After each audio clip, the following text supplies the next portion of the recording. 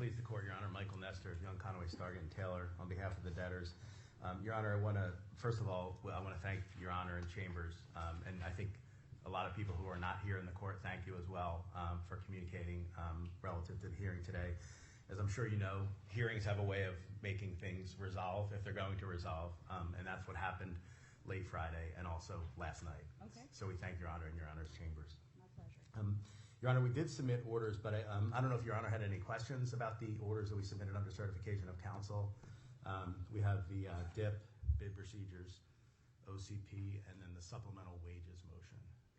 Okay, supplemental wages and OCP have been approved, but Okay. perhaps not uploaded Great. yet. I saw the revised bid procedures order and final DIP. Do you need to make any presentations with respect to them? Not unless, again, they're fully consensual with every party in the courtroom. Okay. I'm Let me hesitant. Well, let me just ask for the final DIP. I had the opportunity to review that, and I appreciate the changes that were made to the order. They were clear to me in the red line. Was there anything that was made to the DIP credit agreement substantively? Because that's a document that I don't necessarily appreciate. So if changes were made that made material changes, I guess I would like to know what those changes were. Thank you, Your Honor. Let me, if it pleases the court, I'd like to see the podium of Mr. Clodonis, who is living it a lot closer than I am. That would be fine. Thank you. Good morning. Good morning, Your Honor. George Clodonis from Latham & Watkins on behalf of Virgin Orbit and the debtor affiliates. There were a couple, I would say, notable substantive changes, especially ones that came up on the first day. Okay. So, as far as the fees go, I remember there was a little bit of a back and forth on the 18% roll-up, Okay. or 18% interest on the roll-up. The DIP lenders have agreed to go down to 12%, which was the pre-petition secured note, pre-default rate.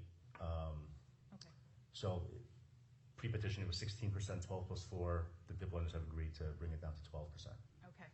Thank you. The initial roll-up fee, which was 3%, was subject to the final order. That there wasn't a change in that other than it's subject to the final order, which we had agreed to, but we made a few changes in the actual credit agreement. There was a concept in the credit agreement about mandatory prepayments in the event of excess cash, and, Yes. and the number was $2 million, Okay. with discussions amongst the debtors, the DIP lender, and the UCC. It was increased to $2.5 million. Okay. So once it hits the 2.5, then the sweeps begin?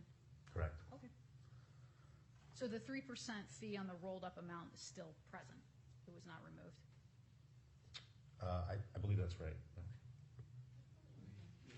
I thought I saw a red line with respect to Oh, yeah. the fee, so Yeah. that's why I'm asking. I just couldn't Yeah. follow the changes in the DIP credit agreement. Yeah, it was removed, that's right. It was Yeah. removed, okay.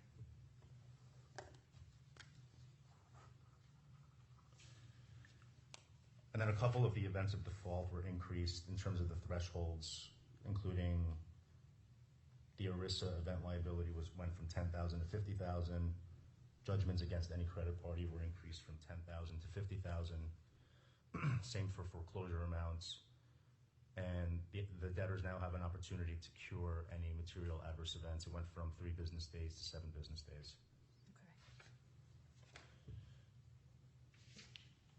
Also, there was a provision that if any suits related to pre-petition notes were brought by the debtors, that would be an event of default. That was also removed. Okay.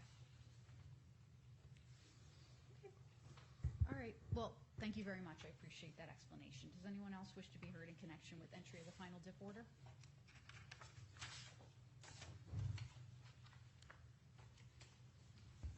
Good morning, Your Honor. Good morning, Mr. Cleary. May it please the court, Blake Cleary of Potter, Anderson, and Caroon.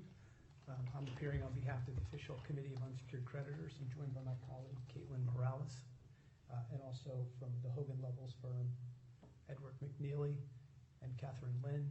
Pro-Hocs have been approved for them, and Edward will be addressing the court this morning. Okay, thank you very much. Good morning. Good morning, Your Honor. Edward McNeely from Hogan Levels on behalf of the committee. We're glad we're having this hearing on a fully consensual basis. We were able to work through most issues quickly and cooperatively with the debtors professionals last week, and Your Honour had already entered most of the second day orders and other orders under certification of counsel, and we're grateful to our committee members too, who were very diligent and responsive and helped move that process along. As Mr. Clodonis has already outlined, there have been a number of changes to the DIP. It was a hard-fought negotiation, and we believe that those changes and some others, including some modifications to the challenge provision, certain waivers of marshalling, limitation of credit bid rights, have materially improved the terms of the financing from the perspective of unsecured creditors. And we're now looking forward to working with the debtors to achieve a value-maximizing sale process. I want very briefly to address the reply that was filed by the debtors, which we found a little surprising given that we'd already reached a settlement. We're very glad we're here consensually today, but we do stand behind that objection. We have an active committee that takes its duties very seriously. We believe our objection raised important issues, and the committee intends to investigate it appropriately in accordance with its duties under the Bankruptcy Code. Thank you very much, Your Honour. Thank you very much.